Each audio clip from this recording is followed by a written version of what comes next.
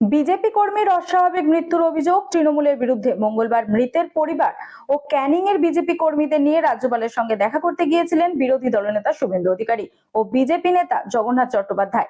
শাসক দলের গোলামি করে পুলিশ, বিস্ফোরক মৃতের পরিবার।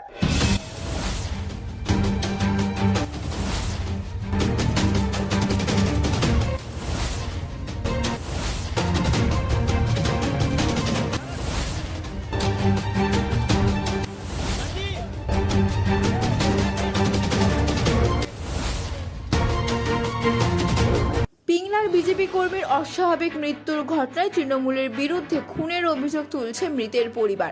পাশাপাশি ক্যানিংয়ে বিজেপি কর্মীদের নৃশংসভাবে মারধর করার অভিযোগ শাসক দলের বিরুদ্ধে। পিংলার বিজেপি কর্মীর খুন এবং ক্যানিংয়ে বিজেপি কর্মীদের ওপর আক্রমণের ঘটনার প্রতিবাদ জানিয়ে মঙ্গলবার রাজ্যপালের সঙ্গে দেখা করলেন বিরোধী দলনেতা শুভেন্দু অধিকারী ও বিজেপি নেতা জগন্নাথ চট্টোপাধ্যায়। মৃতের পরিবারের দাবি, মৃত বিজেপি কর্মী বুথ সভাপতি ছিলেন, তাকে খুন করা হয়েছে। পরিবারের দাবি, পুলিশ অভিযোগ নিতে চায়নি, গায়ের জোরে পোস্টমর্টম ভিডিও করা হয়নি। বিরোধী দলনেতা বলেন, 30 জন বিজেপি কর্মী আহত পূর্ব ক্যানিংয়ে। নদিয়া জেলার শান্তিপুরে নাবালিকাকে ধর্ষণ করেছে তৃণমূল নেতার ছেলে। এখানে জঙ্গল রাজ চলছে।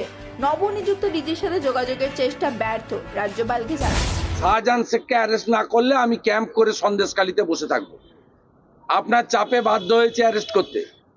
আপনি যে টিমে এসেছিলেন 2021 সালে ভোটের পরে হাইকোর্টের নির্দেশে 5 মেন জাজের, সেখানে এনএইচআরসির টিম হাইকোর্টকে 19 জন গুন্ডার নাম বলেছিল, আমরা বলিনি। ওই টিমে আপনার সই আছে, তখন আপনি অন্য ভূমিকায় ছিলেন, আজকে গভর্নর, কিন্তু সইটা তোর পাল্টে যাবে না। সেখানে যে গুন্ডাদের নাম ছিল তার মধ্যে কেষ্টমণ্ডল, শাহজাহান শেখ, জেলের জ্যোতিপ্রিয় মল্লিক জেলে গেছে। এখনো 16 জন গুন্ডা বাইরে, উদয়ন গুহ সহ, শকত মোল্লা সহ, জাহাঙ্গীর সহ 16 জন গুন্ডা বাইরে। আমরা এই গুন্ডাদেরকে অবিলম্বে গ্রেপ্তার দেখতে চাই।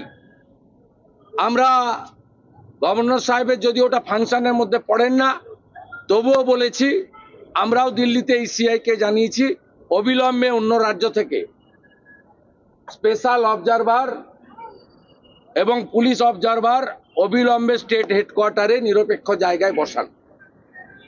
পুরো অ্যাডমিনিস্ট্রেশন, এমসিসি, আপনি যদি এয়ারপোর্ট থেকে কলকাতা ফ্লাইওভার ধরেন, সব জায়গায় পশ্চিমবাংলার চোরেদের রানী মমতা ব্যানার্জির ছবি দেখতে পাবেন। মিউনিসিপাল রিক্রুটমেন্ট স্ক্যামে যার বাড়ি রেড হয়েছে সে সুজিত বসুর ছবি দেখতে পাবেন। প্রার্থী কাকলি ঘোষ দস্তিদারের ছবি দেখতে পাবেন।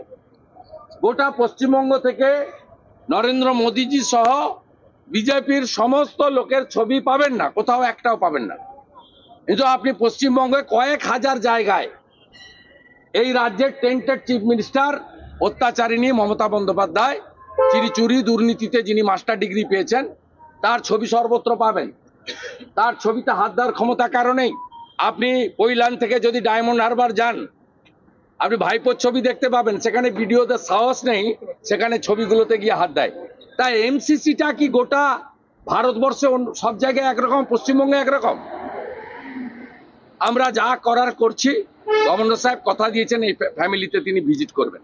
ক্যানিং এর ব্যাপারে অ্যাসিওর করেননি, তথ্য নিচ্ছেন, কিন্তু শান্তনু ঘোড়াইয়ের বাড়িতে তিনি ভিজিট করবেন। তার বাচ্চার ভবিষ্যতের পড়াশোনার দায়িত্ব তিনি নেবেন বলেছেন। এমসিসি উঠে গেলে তিনি সব বিষয় দেখবেন, কিন্তু তিনি অতি সত্বর ভিজিট করবেন। আমরা বলেছি, আপনি তৃণমূলের ডেলিগেশনের দাবিতে আপনি যদি ভিজিট করতে পারেন চোপড়া, আপনাকে পিংলাও যেতে হবে।